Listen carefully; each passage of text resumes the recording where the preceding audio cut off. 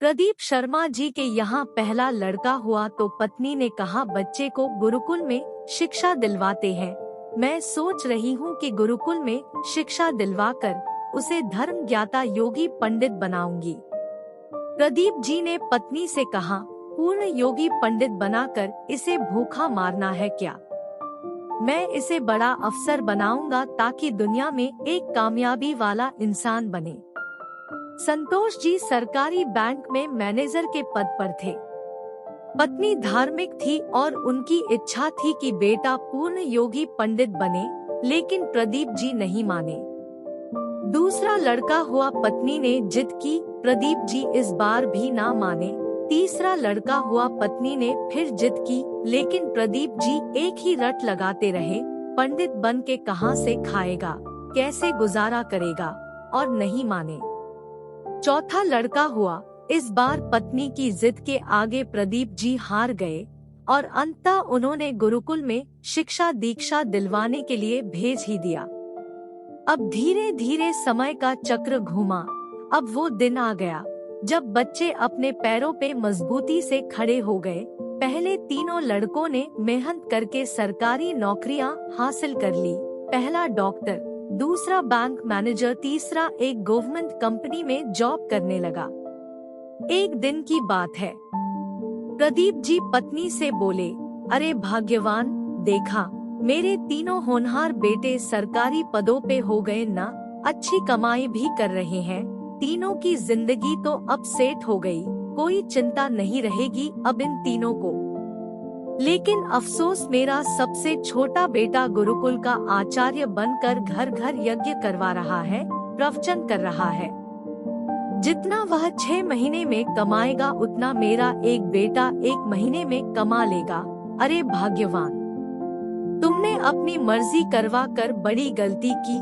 तुम्हें भी आज इस पर पश्चाताप होता होगा, मुझे मालूम है, लेकिन तुम बोलती नहीं हो। पत्नी ने कहा, हम में से कोई एक गलत है और ये आज दूध का दूध पानी का पानी हो जाना चाहिए। चलो अब हम परीक्षा ले लेते हैं चारों की, कौन गलत है कौन सही पता चल जाएगा।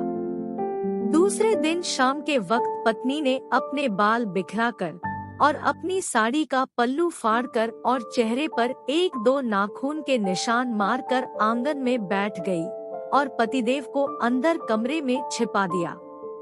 बड़ा बेटा आया, पूछा, मम्मी क्या हुआ? माँ ने जवाब दिया, तुम्हारे पापा ने मारा है। पहला बेटा, बुढ़ा सठिया गया है क्या, कहाँ है, बुलाओ तो जरा। माँ ने कहा, नहीं है, बाहर गए हैं।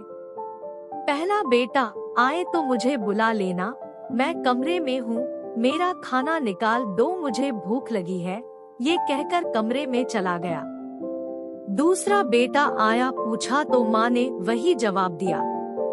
दूसरा बेटा, क्या पगला गए हैं इस बुढ़ापे में, उनसे कहना चुपचाप अपनी बची खुची गुजार ले, आए तो मुझे बुला लेना और मैं खाना खाकर आया हूँ, सोना है मुझे, अगर आए तो मुझे अभी मत जगाना, सुबह खबर लेता हूँ उनकी।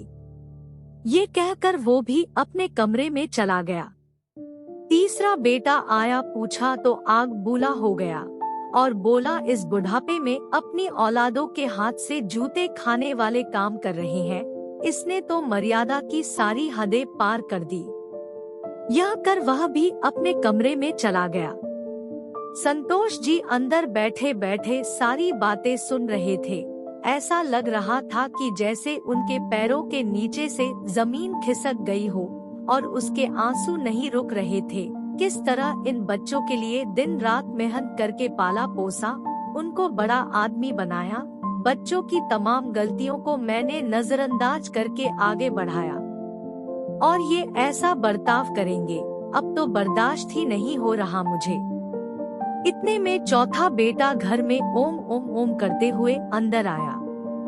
माँ को इस हाल में देखा तो भागते हुए आया, पूछा तो माँ ने अब गंदे गंदे शब्दों में अपने पति को बुरा भला कहा।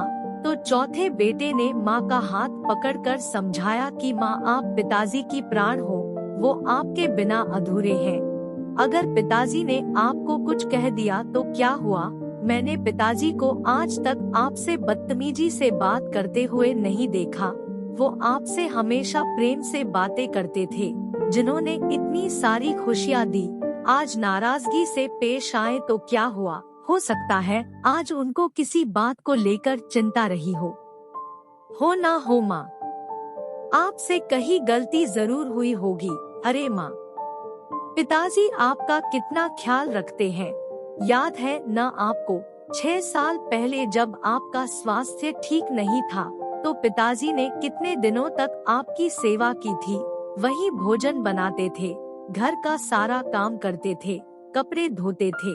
तब आपने फोन करके कहा था कि मैं संसार की सबसे भाग्यशाली औरत हूँ जो मुझे इस जीवन में तुम्हारे पिता जैसे पति मिले हैं। तुम्हारे पिताजी मेरा बहुत ख्याल रखते हैं।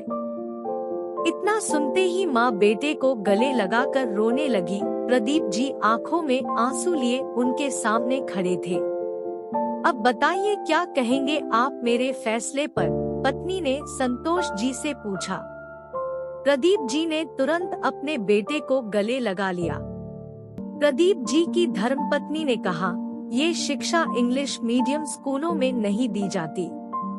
माँ बाप से कैसे पेश आना है, कैसे उनकी सेवा करनी है, ये तो गुरुकुल ही सिखा सकते हैं। जहाँ वेद, गीता, रामायण जैसे ग्रंथ पढ़ाए जाते हैं, जहाँ ऐसे संस्कार दिए जाते हैं। अब प्रदीप जी को एहसास हुआ, जिन बच्चों पर लाखों खर्च करके डिग्रियां दिलाए वे सब जाली निकले। असल में ज्ञानी तो वो सब बच्चे हैं जिन्होंने जमीन पर बैठकर पढ़ा है। मैं कितना बड़ा नासमझ था। फिर दिल से एक आवाज निकलती है, काश मैंने चारों बेटों को गुरुकुल में शिक्षा दीक्षा दिलवाई होती। अगर आपको हमारी कहानी अच्छी लगी तो चैनल को सब्सक्राइब करके और वीडियो को लाइक करके आपका स्नेह प्यार जरूर बताएं। मिलते हैं अगली वीडियो में, तब तक के लिए राधे राधे।